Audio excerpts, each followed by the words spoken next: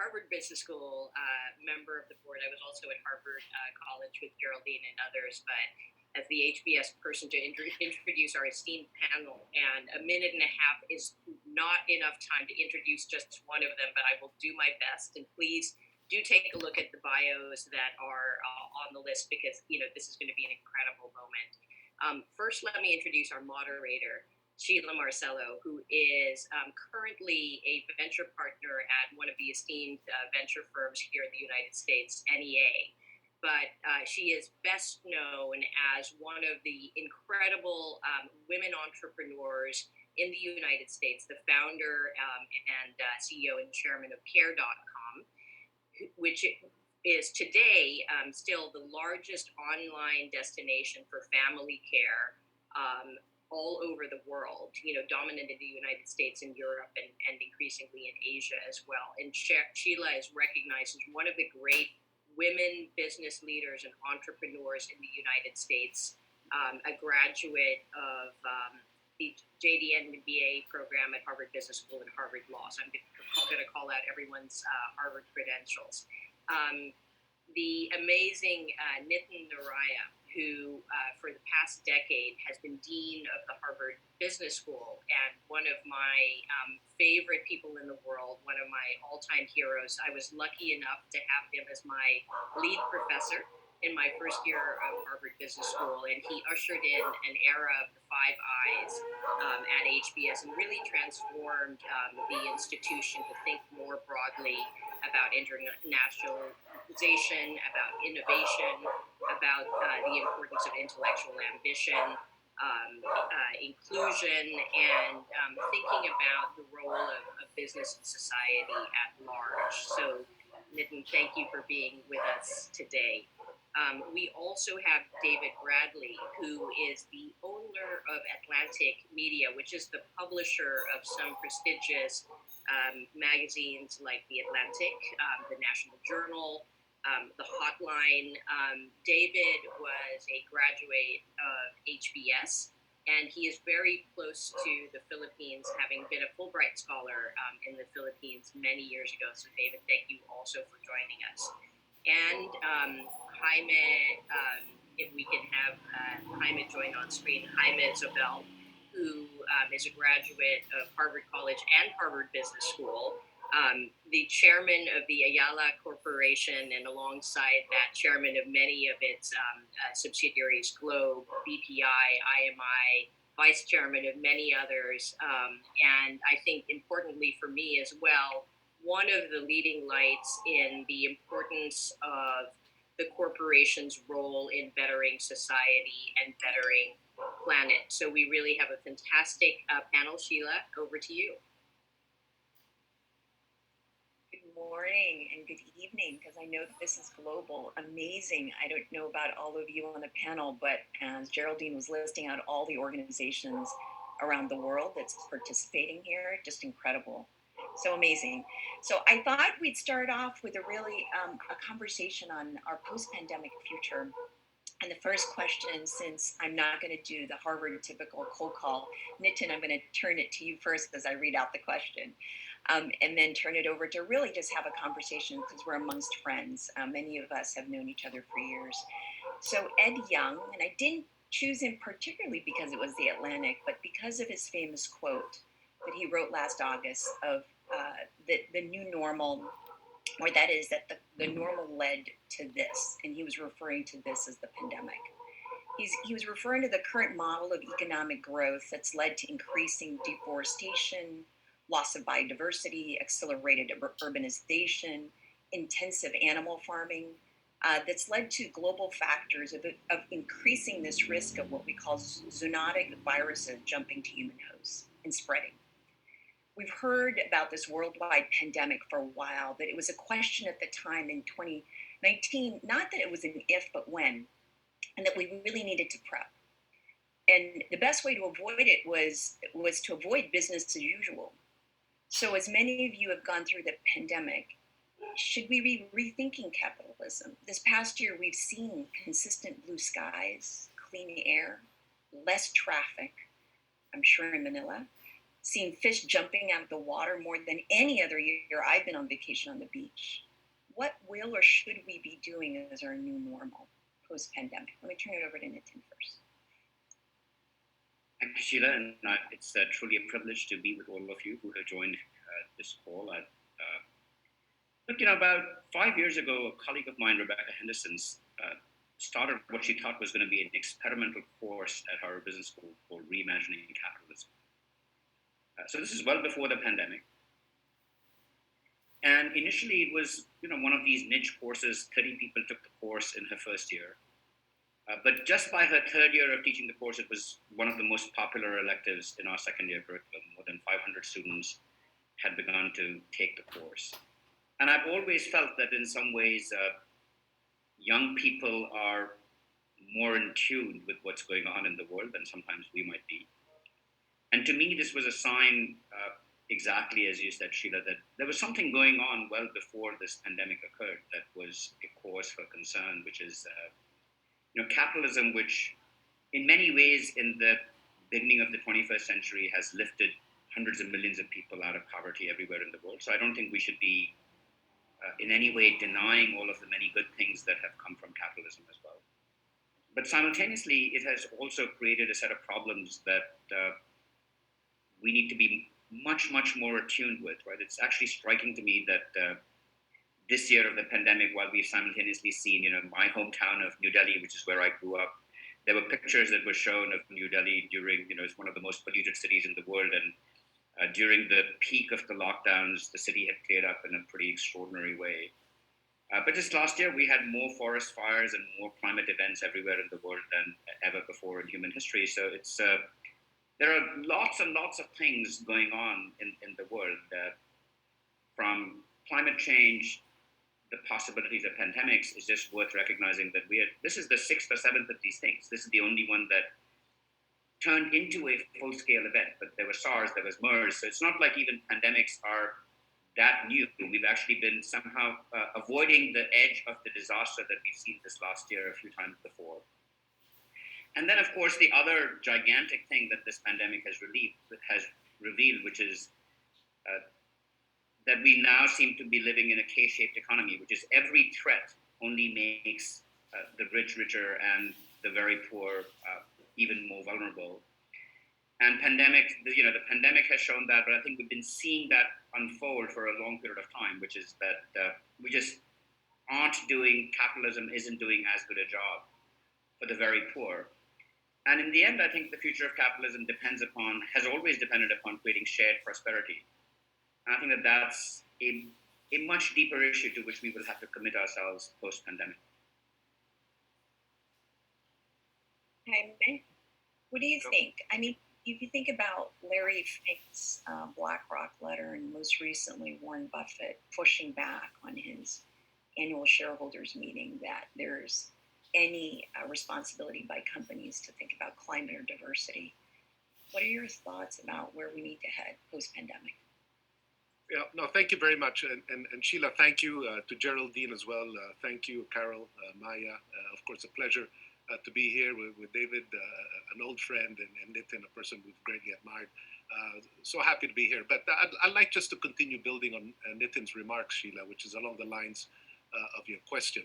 I think Nitin mentioned that, the capitalist system, one mustn't forget, while it's created quite a high degree of inequality, has been an extraordinary force for good, for innovation, and for bringing so many people out of poverty. I think the big issue we face now that's hit us more than ever before is we are the success of the capitalist system is because of the tremendous interlinkages that we all have.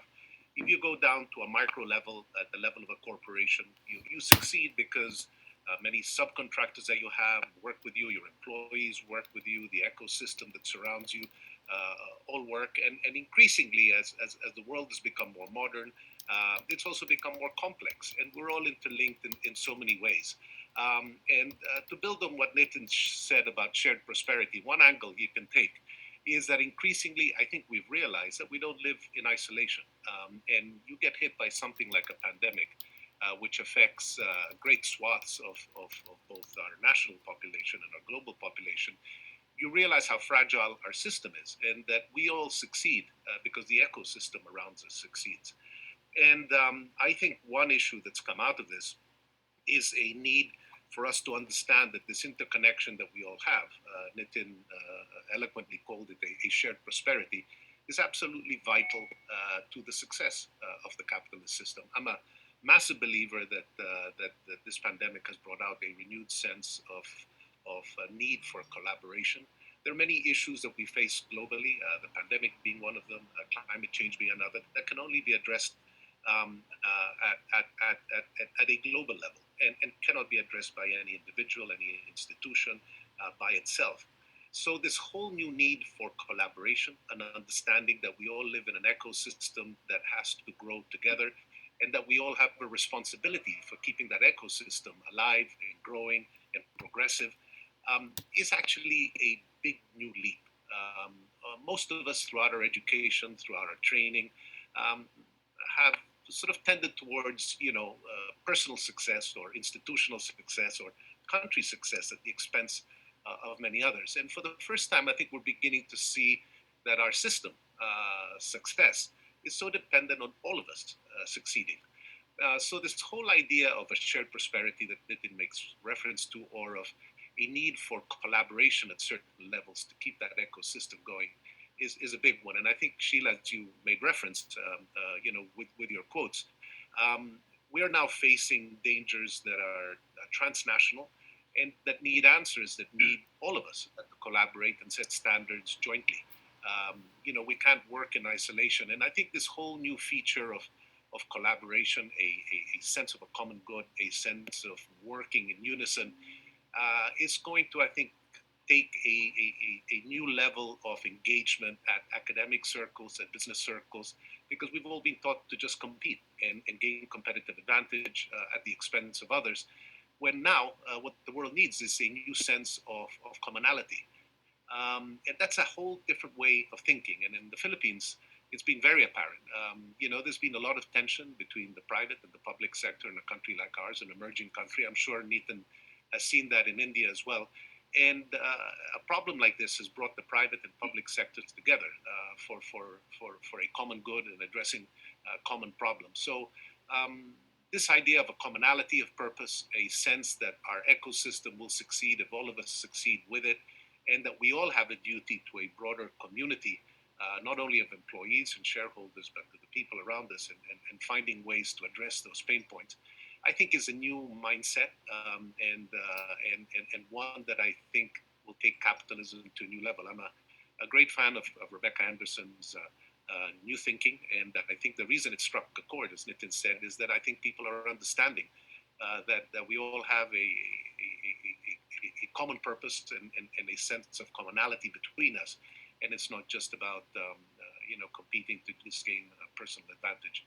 And I think that new way of thinking is going to fundamentally change the way we work and the way the world works. And if we can learn to live with that and to have a common sense of purpose, particularly around themes that are of great benefit to society, then you're creating a very, very powerful force for good.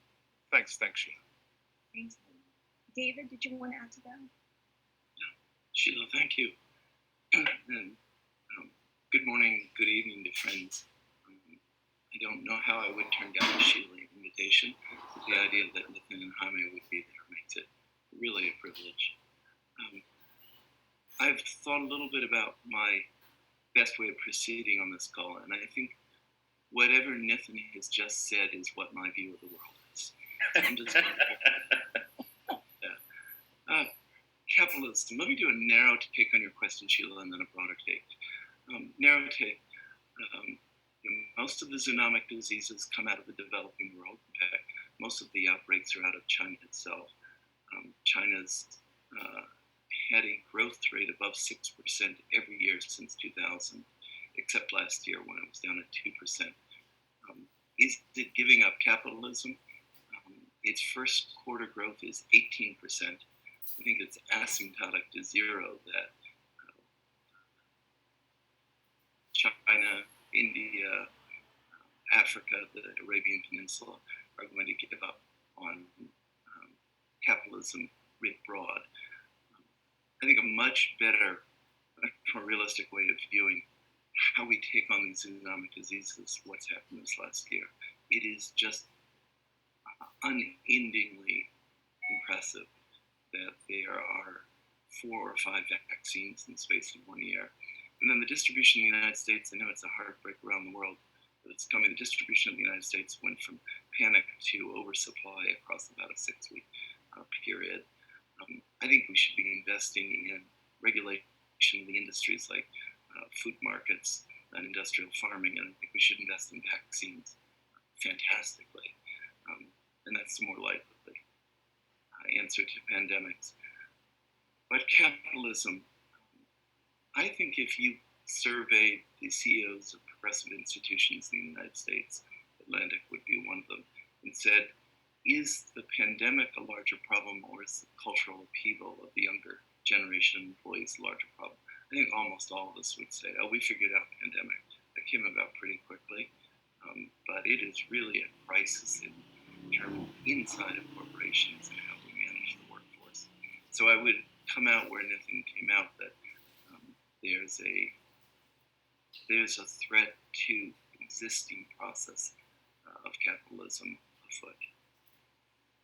So, David, thank you for that. So, going back to just weaving this question in, Warren Buffett, in his latest annual shareholders meeting, really pushed back on the, looking at the data on ESG, on diversity as well as climate.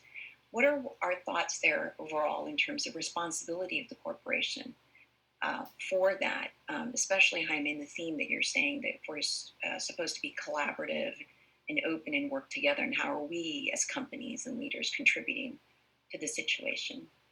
Maybe turn it over to you, Jaime. Yeah, I think, Sheila, it's a fascinating question, because there's always a debate of whether there is a stronger, more important role for the private sector, or whether the public sector takes dominance in addressing many of the pain points that we have, depending on where you are as a country or a society, and how you develop. I'm a massive believer, Sheila, in the power of the private sector to do good, and it has a level of accountability, a sense of independence, and a sense of innovativeness that I think is unmatched by the public sector. That could be debated, obviously, and there are many people who believe in the opposite.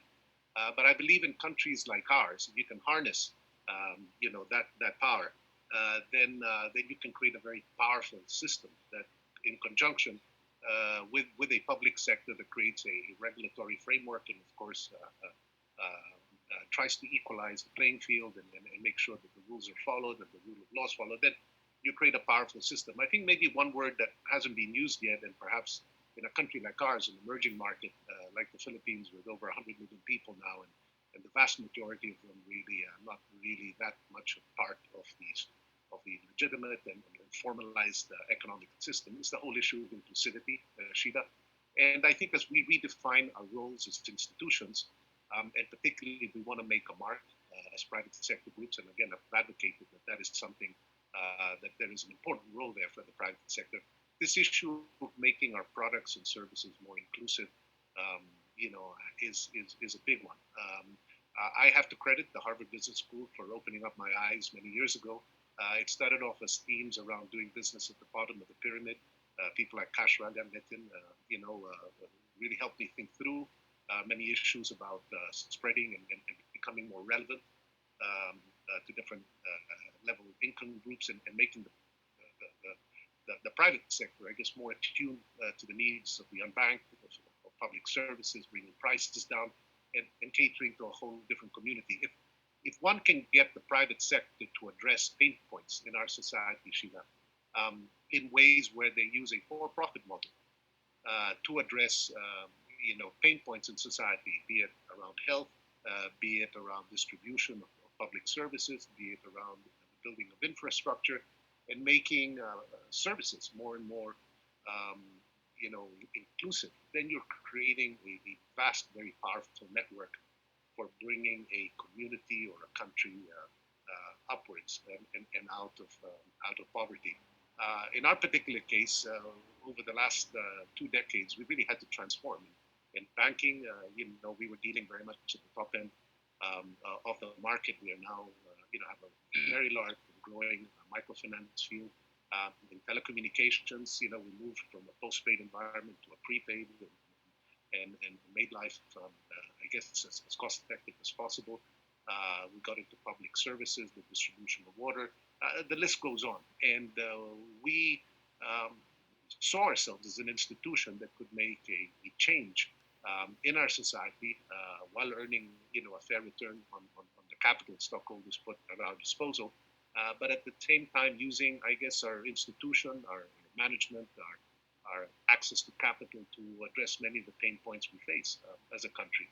And I think that redefinition of the private sector, of the private institution, and seeing in our role a broader responsibility to society, and ESG in many ways starts to frame, I guess, this broader responsibility, as you said, Sheila. But I think the inclusiveness also has to come to the equation. It's not just about the governance standards or the environment or the social, but really beginning to encompass addressing the pain points of many others in society. And sometimes the returns will be different at those pain points. But if you can create an atmosphere where you're addressing these in creative ways and finding market forces to allow these institutions to keep growing and not make it a sort of a non-profit effort, but rather a for-profit effort that is sustainable, then you're creating a very strong force, for good.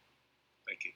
Thank you, Jaime. When I think about Ayala Corporation, and so many, I've attended events where you're helping the young, with fellowship programs, and you've invited me to those things, as well as just figuring out programs to, as you said, to really be more inclusive has been phenomenal. And when we think about leadership, Nitin, in training leadership, and I think Jaime touched on this, how he was influenced attending events at Harvard Business School, and this teaching of inclusiveness, and the impact that Harvard Business School has in leaders. And again, going back to, how do we have leaders really better understand their responsibility in the private sector? You want to just touch on that, especially in the post-pandemic world? So I think my view is that the young people that we meet at Harvard Business School are deeply connected with these issues that are going on in society. And so it's not that the desire or the intent is now the issue. I actually think that we need to create better business models. There's innovation in business models to go out and tackle these issues. So I'll take an example that has become for me an example that at least I find inspiration in. So if you think about what the Japanese did in the 80s, where they finally proved to the world that this long-held relationship that people thought that the only way to produce higher quality is to have higher cost is something that could be broken. Right? They broke that paradigm, and they broke it not just by good intentions, they broke it by creating a very disciplined management system. We teach that management system today at Harvard Business School. It's one of the fundamental things that we teach, the Toyota production system, which was the origins of everything that we know today as lean manufacturing. And that movement, which began in Japan, which was a disciplined management innovation, it wasn't just good intentions, caused people around the world to start to believe that we could apply ourselves to improving quality and reducing cost at the same time. That would be less wasteful, it would have less inventory, that we could do lots and lots of things if we just applied our mind with some management discipline to solving the problem between quality and cost. You're beginning to see an early generation of companies now do that on climate.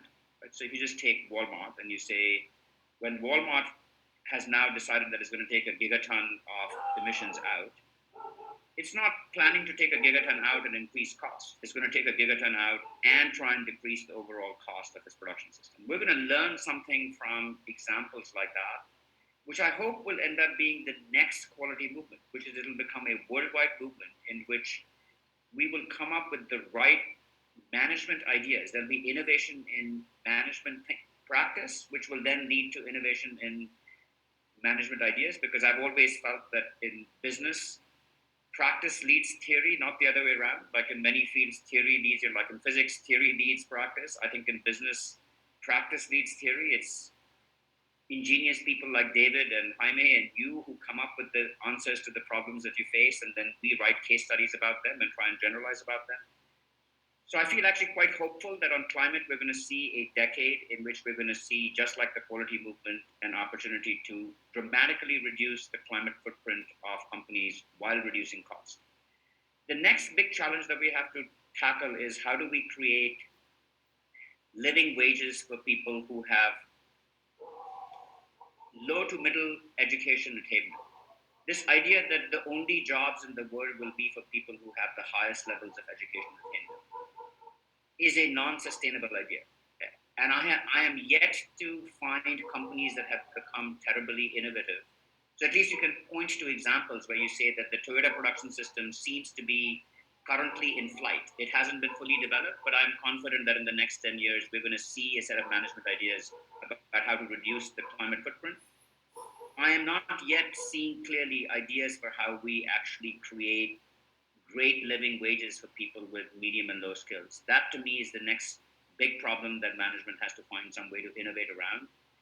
And we launched the Future of Work project at Harvard Business School in part to try and see if we could find examples that we could then study. So, like companies like Aetna and others that decided to raise their minimum wage, create a commitment to living wage standards. We need to do a better job of understanding what innovation in that space might look like, because I think that that's the other gigantic area of opportunity where business has to play a role. Well, that's and these are the kinds of things that we should be teaching at Harvard Business School. Yeah, that's a great segue to my next question. I turn it to David. When you think about reskilling, so prior to the pandemic, a lot of net job losses were concentrated in middle wage occupations, manufacturing, and some office work. And reflecting on automation and low and high wage jobs continue to grow. Low wage jobs could typically move, when you're looking at food industry, moving to retail, but obviously with the pandemic, that's caused a real difficulty for low wage workers.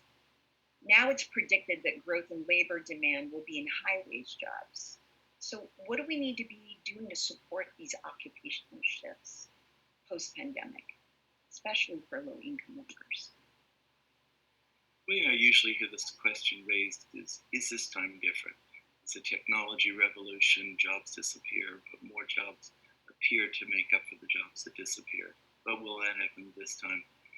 I was in a conversation with the president of Siemens US a while ago, and just dinner, and he was telling the table about the German processes for educating non-college educated and teaching them more serious upskilled skills that by which they could run their manufacturing. And he was a big believer in corporations taking the lead in upskilling their employees. So when the conversation at one table stopped and we were all just talking privately to each other, I said, do you really believe in this? For example, do you think the shortage of skilled labor at the bottom in Germany is going to be more likely replaced 10 years from now by upskilling people or by technology replacing those needs? And he said, if you go out 10 years, I think it's a technology answer, not a training answer.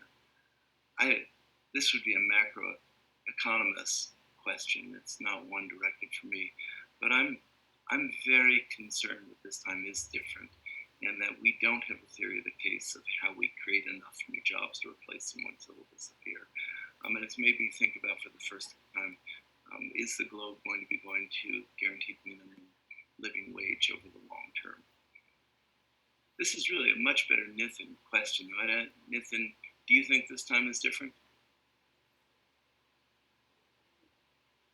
It's very, like the problem about answering something like that is that, you go back in history and every time you read about these moments when the Industrial Revolution was first occurring, I think nobody thought that there would be enough industrial jobs. And then industrial jobs took off and, there are jobs today that none of us imagined, like social media influencer. I didn't know that there would be a job like that just even 10 years ago. So, and those are now the best jobs on the planet. And TikTok artists and this whole creative economy that is being unleashed in some ways. What I can't tell is that it seems like the opportunity for low skilled people today that seems to be the most apparent are these gig economy types of structures where the gigs can be done in a wide variety of ways. Sheila, can I build on David's question? Please do. Yeah. David, I think you hit a very interesting topic there about technical schools and technical needs. I'm a great admirer of what's happened in Germany. And many people make it to the CEO level in Germany by starting off with a technical education that then they build on. It's a very unique culture and one of apprenticeship, one of direct linkage between industry and academia.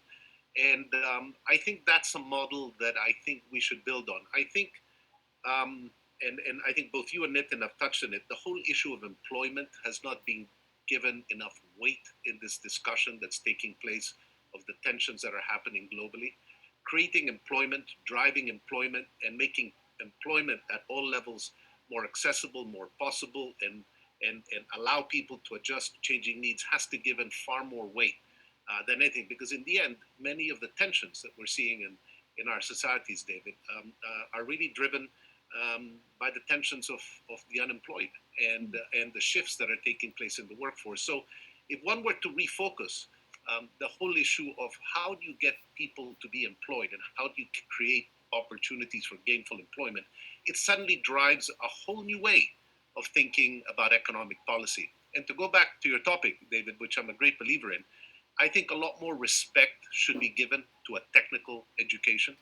I've argued in certain circles in the Philippines, we have nonprofit groups around education agendas. And I've always argued, like you have just done, David, that perhaps there should be a higher rank and more prestige and more standing given to a technical degree. And I think people should be able to move from a technical degree, obviously, to other types of degrees, whatever they can. But it should be counted in the educational system because many jobs these days are needed in whole new areas where a technical degree is a requirement. And there are many people in our country, David, an emerging market, and I think we would be a proxy for many emerging countries where people can't go beyond a high school education. They just can't afford it, and they need to be gainfully employed after a high school education. And you can get very strong technical degrees from a high school position, and then with proper linkage with industry, where people start to learn on the job and start to gain employment and build technical skills. Later on, if they do well, they can then transform and add on to other things. I think that component of education, that component of a linkage between academia and employment, that has to take a whole different level of importance in our societies. In many cases, we're stuck. And again, I speak only from the Philippines because that's my worldview and here where I work, where obviously there's a great deal of respect for a university education in and of itself. But I think people have lost sight of the changing nature of industry, the new jobs that are being created, as Nitin made reference to, and the need that all of us have a new contract that needs to take place between industry on one hand, academia on the other. They have to come together, share more often, understand where the needs are going to be, and not let academia remain a static function that is based on a model of 20 years ago. And to go back, David, I love your idea of a technical education. I think for the vast majority of people who can't move from high school and need to be gainfully employed, that is a significantly important initiative that could help address a portion of the employment gap, which I think leads to some of the ills we have in society today. And given this new baseline, right? I'm actually on this board of a company called Catalyte, teaches sort of AI. You take an exam and just test your competency to get a technical skill, whether you're a security guard or a janitor and without a college degree. It's amazing, and it's all focused on reskilling. One of the conversations we have at the board level is this reskilling is actually creating a whole new baseline. Given the pandemic, if you don't have the skills to be a remote worker that's skilled in technology, it is very hard to even get an entry-level job, right? So low skill is actually turning into the technical is a new baseline. So now let's turn into this post-pandemic world where remote work, e-commerce, automation, everything is sort of changing and turning on its head. I'm going to turn it over to David now. Business travel's on the decline. Offices are shutting. McKinsey surveyed many leaders and found that 30% of them responded that they were going to reduce their office space. How are we thinking about this in light of companies like the Atlantic that you run? How are you changing your strategy in light of these trends? So the Atlantic itself is doing what a lot of us are doing in the States, which is taking a follower position. We're making very tentative decisions. So we'll open up in July. People can come back to the offices if they're vaccinated. And we're saying that by January 1, we will go back to what it had been before, the expectation that you come into the office. But we're really light on that expectation. And we know from survey data that overwhelmingly employees want to go back to or remain with a hybrid model where they continue to work remotely. Surveys show that their preference is really unhelpful. It's spread evenly across the number of days. So 20% want to come back for 1 day, 20% 2 days, roughly 3 days, 4 days, 5 days. But 60% of employees are saying, well, we'd want to be out at least 2 days, maybe 3 days from the office. Employers are accepting that. 90%, a little over 90% of the US employers are expecting to have a hybrid model. I think we end up with a hybrid model. I see almost no choice. Younger employees, by overwhelming numbers, are beginning to say that they might look for a different employer if their employer doesn't offer some kind of remote time. You mentioned McKinsey. The most interesting thing I've seen comes out of McKinsey. So McKinsey is saying these things. Yes, it will be hybrid. Yes, it should be about 60% back in the office, which is what employers are favoring. But then it takes a turn that I hadn't seen before. Instead of this free market system where employees decide when they come in, what McKinsey is saying is there's a set of duties that are performed better in person. It's team duties, and therefore you need teams to come back at the same time. You don't want to see it come back at any point, at any day you choose. Further, you want to centralize the decisions, so you choose centrally which teams come in on which days. That's partly a fairness thing because everybody wants to choose to come in Tuesday, Wednesday, Thursday, so they have the long weekends. So I read about a CEO who's saying, okay, if we're going to be in just a few days a week, let's bring great intentionality to what the teams do during those periods. There's a big gap between these ideas and where we stand right now at Atlantic Media. So we're a follower in this regard, but I wouldn't be surprised if we're not more intentional longer term. That's great. I'm going to turn it over to questions, but first I wanted to do one more for you guys before I open it up. So as we think about it on a personal level, you think about your teams, we're focused on your people. It's it's hard for a lot of people. But on a personal level, as you went through this past 18 months, the Socrates, I often look at this quote: "The secret of change is to focus your energy on not fighting the old, but building the new." What are you planning to change for yourselves in this post-pandemic future? Because you're constantly, as leaders, thinking about your organizations and your institutions that you run. Nitin, I'll turn it to you first. I think that for me, in my role as a faculty member at Harvard Business School, I am very much, I'll go back to where we started, Sheila, which is to have people recognize that the relief that we might feel that the pandemic is over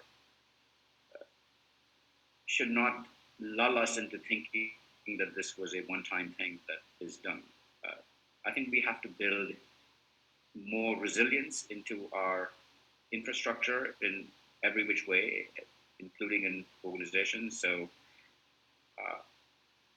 just in terms of hybrid, I, for example, think that even education, we've learned how to operate education in different modes, including in hybrid mode. And maybe that's a permanent mode in which we operate. we could allow students, for example, to participate in our classes after they graduated. We could really deliver on the promise of lifelong education by having a more hybrid mode in which we operate. Why should second year classes at Harvard Business School only have students who are currently enrolled? Maybe for the next 5 years, 10 years, students can enroll and 20 people could participate in a hybrid mode in some of our classes. So I think we have to take the lessons of what we've learned at this time. And right now, there's such a yearning to just return to the way things were, and we should honor that. So I actually think that I personally am looking forward to the ability to be David in the meetings in which we can all be together and not have these conversations just this way. On the other hand, we should not forget that these conversations that we're having in this mode, we never had before. So we should find some way of sustaining and retaining these things too. So just on how we have learned to interact with each other, I think there are lessons that we need to remember and find more creative. So tremendous creativity was unleashed during the pandemic. I think an equivalent amount of creativity is required post-pandemic to figure out how do we take the lessons of how we learned how to operate in this time. And then these deeper secular changes, which is how do we make sure that we create more resilience to the next pandemic? Should we be creating today collaborative platforms for vaccine development that are almost anticipatory for what might be coming? Do we make distribution systems more resilient? I think there's so many such things that we have to focus on, and I hope that we can focus on this. That's great. David? So the remote work, the pandemic, has given us a chance to reorganize our schedule. Don't hold me to this, Sheila. I don't know whether I'm going to have enough self-discipline for this, but I've been doing a little bit of reading about it, some conversations about the absence of serious thought, or what's being called deep thought. So I've started a discipline of 3 hours a day of no email, no digital connection, no phone calls, but also serious work. So either reading seriously or thinking seriously.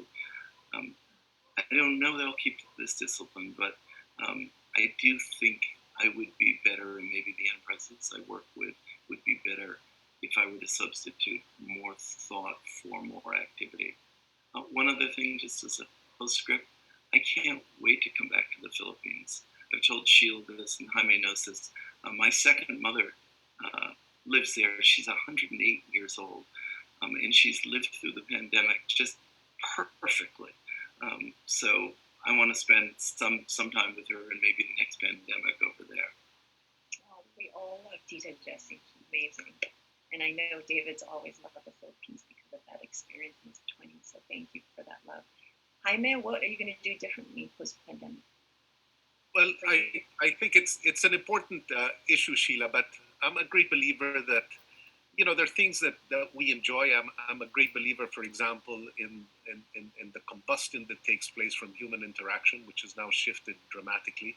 I think health-related issues, Sheila, are going to have to move up to a whole different level. If you think about why we're behaving in the way we are, why we're telecommuting so much more, why we're dealing virtually, it's all around health. And so if we can begin to address the health-related issues, both preventive and adjustment, then you begin to start creating or finding a solution to some of these new behaviors that we're having to face. I think there's also going to be a need to have a deeper understanding of human behavior and how it's going to be affected by this new environment. Again, I take a page from David's comments. If I read David correctly, he's saying that this new environment of a technology-driven way of accessing information, the data overflow that comes with it, is pushing us to an immediacy that is not allowing us to think more reflectively.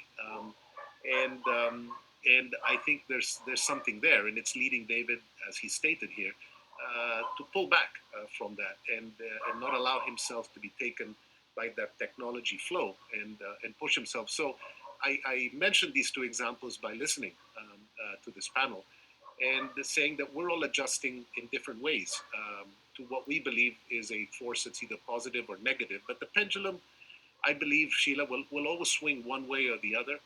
So when technology started to take over our lives, it allowed us much more access to information, much more access to communication, to being able to transfer data, to start analyzing data, to start using data intelligently. One can't deny all the positive effects from that, but the negative, as happens with these pendulum swings, is a likeness of being, as they say in some famous pieces of literature, where you're flitting from one thing or another and having no longer the time, as David says, to reflect.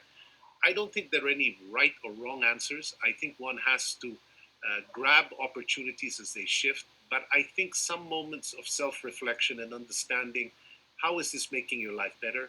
How is it making our communal lives better? And how can we use this for a force of good? That's the period of self-reflection that I think needs to start taking place. Nothing inherently wrong with the shifts that are happening, but to address and go back to your main question, Sheila, how will you change? I'm concerned that creative thought comes from the combustion of people being together, Sheila.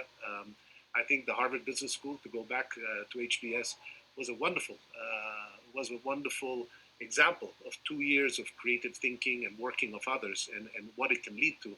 And human behavior, in many ways, if you can create that catalyst for creative thought, it's a very powerful thing where 1 + 1 will equal more than 2. But how to achieve that in this new way is a conundrum. And I think we can adjust. We can use technology like we're doing now and just adjust. But are we getting the same combustion of creative thought, the new, I guess, lateral thinking that comes from people like the four of us communicating at a more personal level? I don't think we fully yet know where that's going to lead to. I think issues of human behavior, how we interact, how eye contact works, how physical presence works, I think that's going to have to move up in the ranks of analysis, more than just the technical side of things, because I think once we start interacting with each other on a more virtual format rather than more personal, we're going to build new habits. I think we build up, and not to go on about this too much, we think we take a lot of social cues from each other when things are live, when there's human interaction, when we're a community of people. And I've found that my most creative ideas, while I like self-reflection and enjoy it, they really come from working with others. And so how do we adjust to the realities of that and at the same time use the strength of technology? I have to say, Sheila, I don't think I have all the answers, but as David said, I think there will be an adjustment. I think there will be some kind of medium between the technology-driven virtual format and the live format. And I think health will have to move up the ranks in order of priority for any organization. How to keep people healthy and how to keep people safe, at a time when we're looking to go back to human interaction to get the most out of it. And I don't think all the answers are out yet on that front. Okay. I'm being told that we have 10 minutes left, but I'm going to do a lightning round question from the audience. How has the pandemic affected your youth leadership and your role as a leader, specifically? Nitin? I think it's forced me to be a lot more empathetic. I think you have. I thought I was empathetic, but it's forced me to be even more in tune with the realities of people's lives. I think we saw fragments of people's lives, and in some ways, the pandemic opened us up to a much fuller picture. At least I learned what the families of my colleagues were, because they were often on Zoom, and what challenges that created for them, and how that varied a lot across people. So at least I began to understand that we all say we should understand the full human being when we interact with other people, but most of us really don't, and we have to get better at that. David? It's a really hard question, Sheila. I don't know that I have an interesting answer. So I'd start by saying whatever Nathan just said would be. But I love your 3 hours a day of creative thinking around continuing on self-reflection and learning. It's amazing. It's a great discipline. Maybe one quick comment, Sheila, on my end. Two issues. I think that during this pandemic, it became more of a crisis period where all the traditional elements you've come to accept in a planning cycle, and were a little bit thrown out of the window. So timeframes, I think, became tighter. In other words, the ability to look forward, began to disappear, and you had to start making decisions on shorter and shorter timeframes. I think that's a reality of when you have an uncertain future and you're not quite sure where things are going. Mobility ground to a halt, revenues ground to a halt. You weren't sure how the health issue was going to be addressed. How can you plan in medium to long-term timeframes? So timeframes for me, Sheila, became much tighter, and the cycle of decision-making much more frequent. And the second thing that happened is communication had to become far more frequent in our organization, from kind of a slightly more distant, laissez-faire. It became tighter again, regular, but both at the employee level, at the executive level, at the leadership level. Particularly at the start of the crisis, that communication was daily and intense. Gathering information and then passing on information, sharing, learning, just to be able to adjust. And then as we began to adjust and understood the new lay of the land, then it began to relax again. So intensity of communication, tighter time frames, and a much more intense experience of leadership and engagement and learning until such time that we began to get the new lay of the land. Because this was tabula rasa as far as operating performance was concerned. And I think all of us had to adjust to that new reality with a whole new way of managing. So thank you, everyone. As I think about this conversation of the post-pandemic future, I take it from macro to micro where our conversation led. We started to really focus on just the reality of people and our focus as leaders on people. The conversation of collaboration and inclusivity at the very beginning, and how we really need to focus on mental models of discipline for developing management systems so that we've got the ability to really track where innovation can lead, are all core to people. We then move to the work environment and how technical knowledge is really going to be really important. But also, as David mentioned, what's going to be the new norm of how we manage teams to get them to be much more efficient and working together. And then we explored each of our own, post-pandemic future as we think about deeper thinking, pushing creativity, understanding where human behavior is going to actually change, and self-reflection. And the last question that was really posed by the audience is in leadership thinking, and of course, Nitin, I'm going to close it out, to just think about empathically and how we grow to really focus more as leaders, caring about people. So thank you for that. I mean, the fact that theme carried through, not that was planned, just shows that the depth of leadership that we have, both in the macro world that you all lead in, as well as in individuals, and our growing self-awareness of helping and contributing to each other. And as Jaime said, being more inclusive and moving towards collaboration. So thank you for that. Now let me turn it over to Maya. Thank you, Sheila. Yeah, super, Sheila. Right. Well, it's incredibly difficult to close out this conversation. The audience chat box has been incredibly active from all over the world. And we are extremely grateful. We have, 4 incredibly busy individuals, important individuals, and to have you all spend an hour with us talking through one of the major inflection points that I think not only we're living through in our own lifetime, but in sort of world history will be seen as a major inflection point and a pivot point, hopefully, for a change in attitudes, a change in the understanding of the role of business and society, a change in the definition of leadership to encompass not just building for the sake of generating higher returns, but a more collaborative fabric to bring a better society and a better planet to bear for future generations. Thank you, Sheila, for your magnificent moderation. David, we hope to welcome you back to the Philippines very, very soon. You need to come see your second mother. Jaime, you are such an inspiration as not only a leader but an intellectual. I want to see you write 5 books because I would read all of them. What you say is so profound, and Nitin, we are so grateful for your stewardship of Harvard Business School, and can't wait to see what else you are going to do. You're a very young man still, and you are really one of the important voices in helping us through what leadership means, beyond the boardroom. And we're so grateful to all of you for spending this time with us. Jaime was president of the Harvard Club of the Philippines for quite a long time. We hope we're doing you proud with generation. And thank you to Geraldine and Carol and the tech crew.